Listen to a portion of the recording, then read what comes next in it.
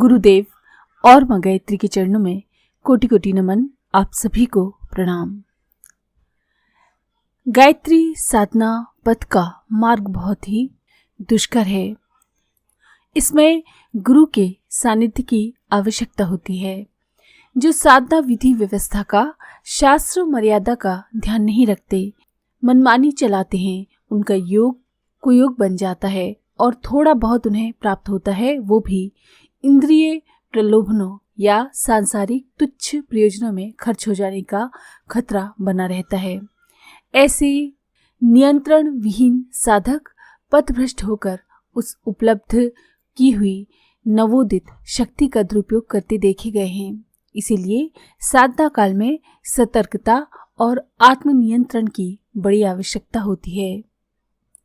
भागवत में कहा गया है, कुयोगी जो विधि पूर्वक आत्म साधना नहीं करते, उन्हें नवोदित शक्तियां लुभाकर विषय भोगों में डाल देती हैं। चित्त की स्थिरता एवं आत्म संयम का पूरा ध्यान रखते हुए गायत्री उपासक को विधि पूर्वक साधना पथ पर अग्रसर होना चाहिए। गायत्री पराविद्या है। उसकी उपासना एक बहुत ही सुव्यवस्थित विज्ञान है। विज्ञान की शिक्षा को कोई शिक्षार्थी बिना किसी मार्गदर्शन के अपने आप पूर्ण नहीं कर सकता। जब डॉक्टरी, इंजीनियरिंग, रसायन, साइंस आदि साधारण कार्य बिना शिक्षक के नहीं सीखे जा सकते, तो फिर अध्यात्म विद्या जैसे महान विज्ञान को अपने आप किसी सक्रिय मार्गदर्शक के सफलता पूर्वक प्राप्त कर सकना कैसे संभव हो सकता है। आत्म कल्याण की सभी साधनाओं में गुरु की आवश्यकता होती है, पर गायत्री उपासना में तो ये आवश्यकता विशेष रूप से है, क्योंकि शब्द के अक्षरों में स्पष्ट है कि गय यानी प्राण, त्रि यानी त्राण यानी रक्षा करने वाली, यानी प्राणों की रक्षा करने वाली शक्ति है। गायत्री उपासक को अपने में विशेष प्राण बीज धारण करके ही आगे बढ़ना होता है, और ये प्राण किसी प्राणवान साधना निशांत गुरु से ही प्राप्त होते हैं। जिस प्रकार गन्ने के गुलाब के बीज नहीं होते, उसकी लकड़ी काटकर दूसरी जगह बोई जाती है, उसी प्रकार जिसने कम से कम 1.25 करोड़ जप किया हो, ऐसे परिपक्व साधना वाले अनुभवी गुरु के प्राणों का एक अंश अपनी प्राण भूमिका में बोने से ही नवीन साधक का साधना वृक्ष बढ़ता है और फलता फूलता है। दीक्षा गायत्री उपासना का महत्वपूर्ण अंग है। साधना की सफलता चाहने वाले और शास्त्र की महत्ता को स्वीकार करने वालों के लिए तो ये अनिवार्य ही है। शास्त्र में इसलिए कहा गया है, दीक्षा ही जप का मूल है, दीक्षा ही तप का मूल है। किसी भी साधना में दीक्षा का आश्रय लेकर ही प्रवेश करना चाहिए। दीक्षा विहीन मंत्र से सिद्धि प्राप्त नहीं होती, इसलिए प्रयत्न पूर्वक गुरु दीक्षा लेनी चाहिए। मुंडोक उपनिषद में कहा गया है, साधना का मार्ग जानने के लिए गुरु की सेवा में उपस्थित होएं। शम दम आदि सद्गुणों से संपन्न गुरु एवं आचार्य के पास जाना चाहिए। स्वयं शास्त्रज्ञ हो तो भी ब्रह्म विद्या की मनमानी साधना ना करें।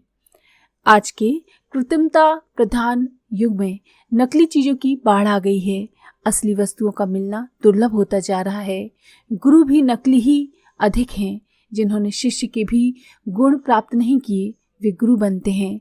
जिनके पास अपनी साधना की पूंजी कुछ नहीं है, जिनके पास अपना प्राण भी विकसित नहीं हुआ है, वो दूसरों को क्या प्राण दान देगा। इसीलिए शिष्य को नकली से बचने और असली ढूंढने की भारी आवश्यकता है। संसार में ऐसे गुरु बहुत हैं जो शिष्य का धन हरण करते हैं, पर ऐसे गुरु कोई विरले ही होते हैं जो शिष्य का संताप दूर करें। गुरु कैसा हो, इसकी कुछ परीक्षाएं नीचे श्लोक में बताई गई हैं। इन परीक्षाओं में खरा उतरे, उसे ही गायत्री उपासक अपना गुरु वरण करके साधना क्रम को आगे बढ़ाएं।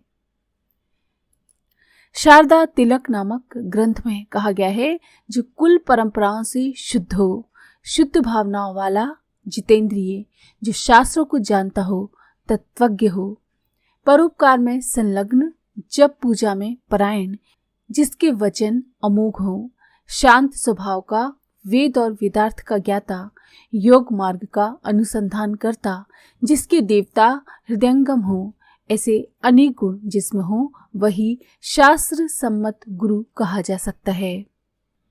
गुरु मुख से दीक्षा पूर्वक ग्रहण करने पर ही गायत्री को मंत्र की संज्ञा होती है, वरना वो प्रार्थना है। इसके बिना वो साधारण प्रार्थना ही कही जा सकती है। जिस प्रकार अपनी दैनिक भाषा में कोई प्रार्थना कहना एक सामान्य बात है, उसी प्रकार बिना दीक्षा की गायत्री भी एक साधारण पूजा है। गायत्री को मंत्र रूप में ग्रहण करके उसकी साधना द्वारा अध्यात्म मार्ग पर बढ़ते हुए सच्चे ज्ञान विज्ञान को प्राप्त करना चाहिए। ऐसे मंत्र योग से ही सिद्धि प्राप्त होती है। अब अगले वीडियो में हम जानेंगे कि साधना की सफलता के लिए, गायत्री मंत्र में सफलता पाने के लिए आगे की साधना कैसे करें, किन बातों का ध्यान रखें, वो 16 नियम कौन से हैं जिनको हमें धारण करना चाहिए। ये सब हम जानेंगे अगले वीडियो में। आज के लिए इतना ही।